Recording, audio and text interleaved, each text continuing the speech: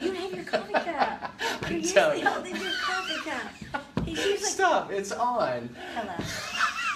Welcome to Austin, Texas. In this episode of Facebook Live, we are in Austin, Texas. We're in the Austin office of i360, which just celebrated their first year, and it's been spectacular. Howard and Vanessa and Elizabeth and Abby and Scott, all those guys have just done tremendous work. It's been an incredible year for those guys. So yeah, it's the same work. It's the same work. It's the same model. It's the same expertise. And we've loved having a group like those guys that we get to collaborate with. We do a lot of collaborating back and forth, so that's been a lot of fun. Yeah, so, and if you want to know more about the Austin i360, it's i360austin.com. And it's i360 Austin on Facebook as well. So be sure to follow those guys, and they're doing incredible work. We just love those guys, so it's been really great. So, and you will notice their decor. Yeah, they've got some. It's Austin. What do you want? It's got some very cool hip decor. So there's like 12 of these behind us right now. We would give you a tour, but Pam and I, technology thing, there's no telling what you'd see. And so we want to keep this a family friendly. Yeah, thank you. So we've got, this is the holiday edition of Struggle Well, Live Well. And we've pulled this together, really, it's the result of, it's got my name on it, but it's really the result of all of us as colleagues sitting and talking about how we navigate the holidays. The holidays are definitely a mix of a lot of great times, fun times, wonderful times, but also can be really stressful times. Sometimes really difficult. Some family we don't see all year long. We see them at the holidays and magically think it's going to be totally different, which not so much. Yeah, and that reminds me of one of the chapters is about toxic family members. Yeah. You know, and we all have it. So we're going to talk about a couple that are our favorites. Why toxic family? This time of year, why is it? Well, because you're going to be with them, and it's very easy to get sucked into that toxicity. There's going to be comments. A lot of times that family member is critical, they're judgmental, and before you know it, you're sucked in. And you know, for me, anytime, if you're going back to where you grew up, back to even for me, I went back to literally the house I was raised in. We become little again. There's something about that. You walk in and you see Uncle so-and-so and Aunt so-and-so, and you feel that same angst maybe you did when you were younger. And you start shrinking in some ways. And the best thing you can do, and you talk about it in the book, is just don't say anything. Yeah. Don't try to engage with them. Yeah. So get your pencil, because what you're going to get today from the lovely Miss Pam Newton and I are some guidelines of things you can do. Yes. Now, I'll also tell you, like the conversation I had with a client even this week, she is a really wonderful lady, very bright, very successful, got a real keen mind. But we're talking about this issue with family and holidays. She's like, just tell me what to do and I'll do it. And she is that kind of person at work.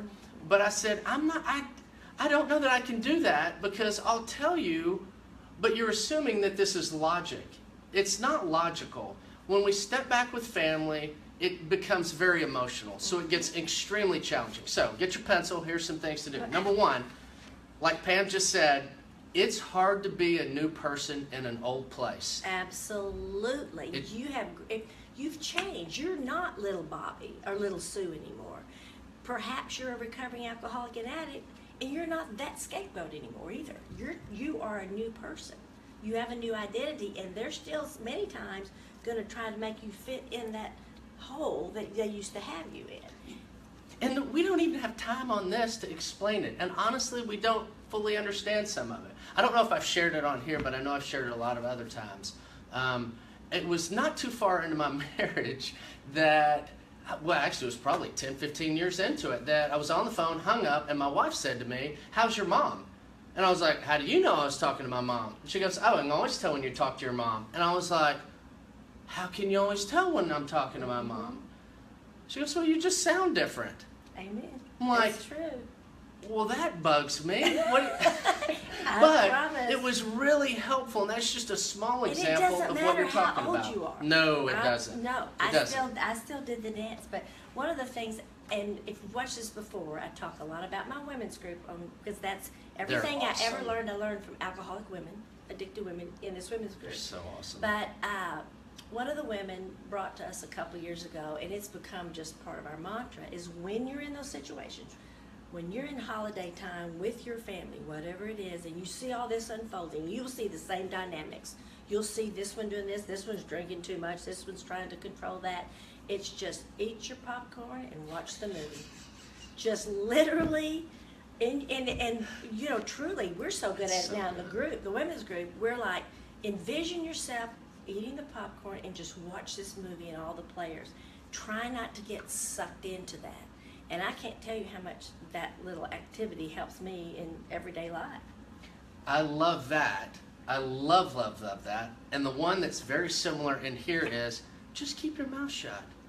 I mean, now, again, it's how we talk internally, but I think not saying anything when you see things is one of the most difficult things for us to do, especially when you're in some of those old familiar environments. It's one of the most challenging things is to just not say anything. And honestly, doing what we do for a living, and a lot of you guys too, you see things and observe things. It's been a real journey to learn, you know what, I don't need to share all the time. So, eat some popcorn. You said this one time and it cracked me up. You're the first person I heard say this. Not my monkey, not my circus. Just eat your popcorn and just shut up. Just keep your mouth closed. And it's hard to do. I can't tell you how many times with my wife, either leaving something with family or some holiday thing, that I'll just turn and go, man, you know what? I didn't want to say anything. I don't know what's wrong with me.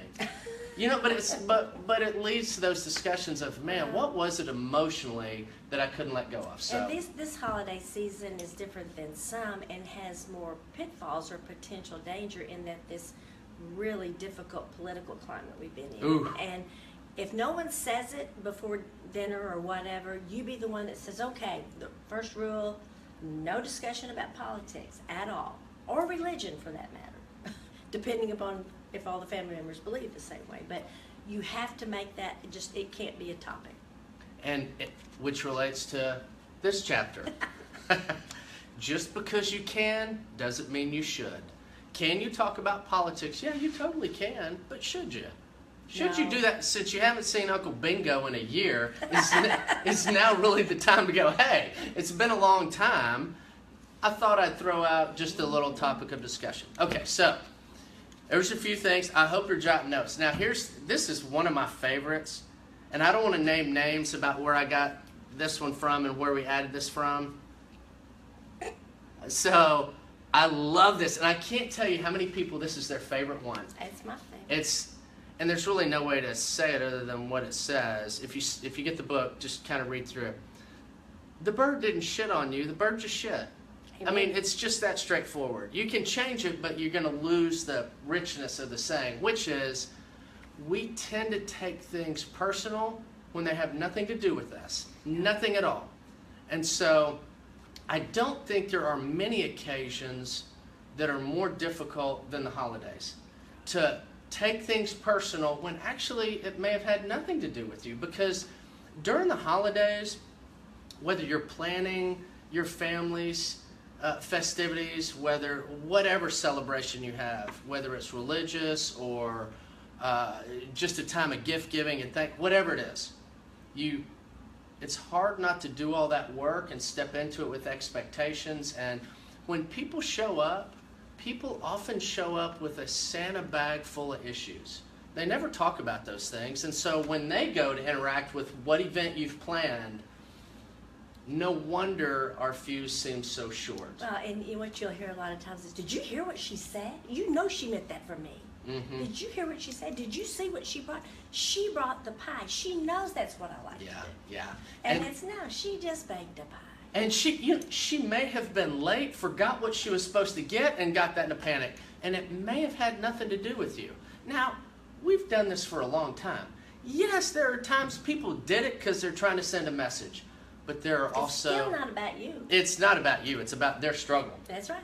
And sometimes it's just people didn't think, or people didn't bring you into that thought process. And was it Claudia Black, or who was it that has that? And I love that saying. When you do that, the story I make up in my head is... It's Pia Melody. And I love that because it kind of gets to that. And Brene Brown. Yeah, so you observe what goes on in all of these festivities, and you begin to make up a story. He did this because, she did that because, and it never ends well. No. When we make up stories, it never ends well. And another good rule of thumb, never start your sentence with you. You did this, you did that. Start it with I. Yeah. When this happened, I made up that, then that you're owning that. And you're not, and you're less likely, I mean, they still may not like it, but you've stayed on your side of the street. So, let's make sure you got your list working here. It's hard to be a new person in an old place. Eat your popcorn. Just eat your popcorn and keep your mouth shut. Amen. Families can, and festivities can make us crazy in ways that other things don't. It's not always personal. Birds just being a bird. Can I say one more? Yes. Okay. It also, all these things bring me to, and I think I don't know if it's in this book, it may be in your new other book, but it's about perfectionism. Oh, gosh.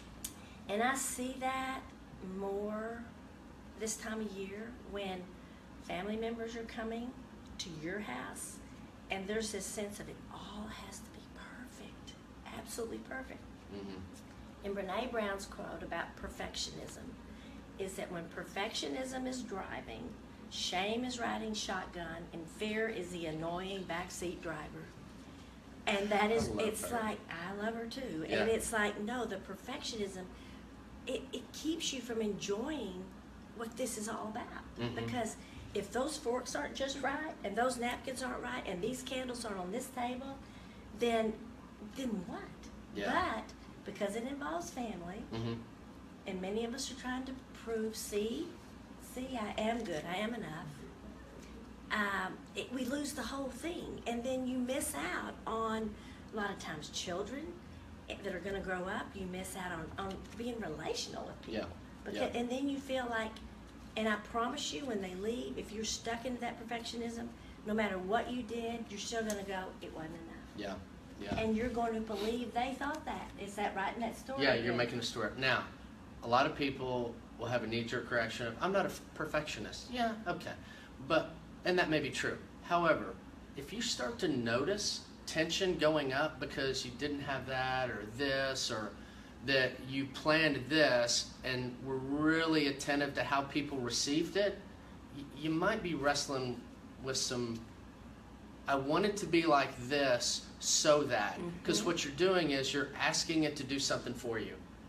Instead of, it can't deliver. No, it's never going to be able to do that much. Yeah, this wonderful mentor I had in a certain program that I learned. It was about how important is it. Always ask yourself, really, how important is this? And most of the time, you will come around to this isn't that important. And there are times when you'll go, no, this is one of those. It's important, but I use that a lot too. And it makes me think about, there's an old, long dead psychiatrist that did a lot of work on parenting, and one of the terms he had that I just loved was that we don't need a perfect parent. We need a good enough parent. I love that. And I love his work, and that is so true about so many places in life, that if you were to even ask people that wrestle with perfectionism, that have a lot of anxiety and fear, why are you doing this, why are you doing that? Almost everybody will come back to, for family. I love it's that you value family. Well, if that's the case, keep coming back to that and be mindful of those fears and anxieties intruding into it. So, and that we all have them. Yes, we do. So, it's either going to be the lovely Miss Pam Newton in 2 weeks, or possibly Ken Osayan back. We will continue to talk about the holidays because we'll be right up on it. We'll try to have some more really practical things for you. If you want a copy of the book, go onto our website, i360dallas.com. There's a section on there for questions, and just send us your name and address, and we'll send you a copy of the book. I don't know how many more we have left, so Is it free? I'll send it free. It's the holidays. Well, happy How do you not holidays. do? There you go. Thanks for being with us, and we'll see you in 2 weeks. Happy And holidays. check out Pam's lovely red boots. How's And that my for the socks, season? My socks.